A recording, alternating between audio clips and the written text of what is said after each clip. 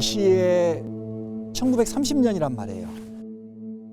수작업을 통해서 정과 망치로 이 안반 터널을 뚫었다. 그 열악한 환경에서 12시간 노동을 한다는 거. 그것도 제대로 먹지도 못한 상황에서. 차를 타고 1분이면 지나는 터널. 이곳은 우리나라에서 가장 오래된 터널이자 유일한 자연 안반 터널, 여수 말해 2터널입니다. 1929년 일제강점기, 일제는 말해산을 뚫는 터널을 만들기 위해 조선인과 중국인을 강제 동원합니다. 오로지 일제가 쌀과 면화를 수탈할 목적으로 광주와 여수를 잇는 광려선 개통공사에 인력을 투입한 겁니다. 여수 사람과 함경도 사람, 평안도 사람과 중국인 노역자들 3천여 명 이상이 말해터널 공사에 대거 투입됐습니다.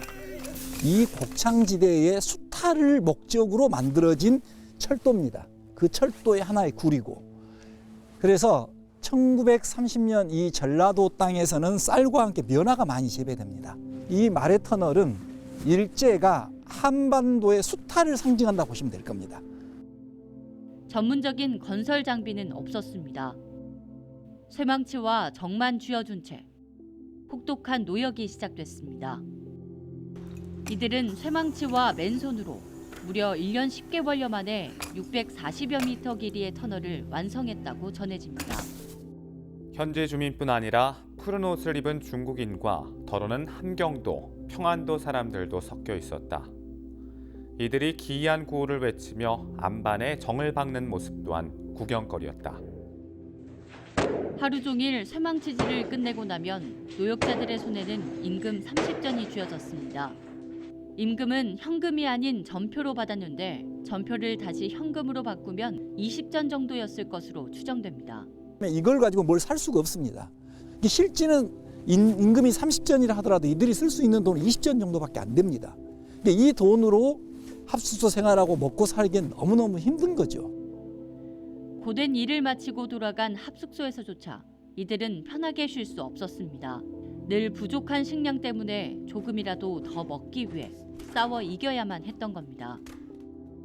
이들이 합숙하는 한바에는 싸움이 그칠 날이 없었고 특히 중국인들은 괴질에 걸려 죽어가는 자가 많았다.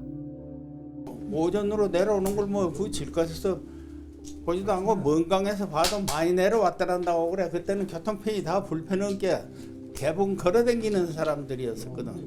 그렇게 걸어다닐 때는 꾸준히 내려와갖고 올라갈 때는 저녁에 올라가서 그런가 많이 죽어서 그런가 하여튼 올라가는 거는 별로 안 배긴다고 그래. 그러니까 많이 죽었지 않냐 그 노인 할아버지들 이야기가 그러더라고.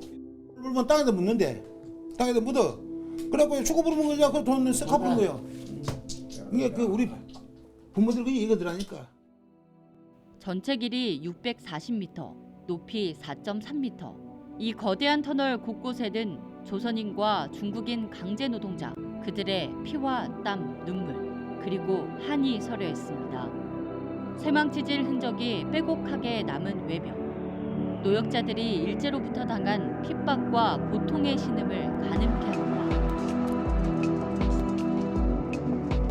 오늘도 우리는 이 어두운 터널을 지납니다.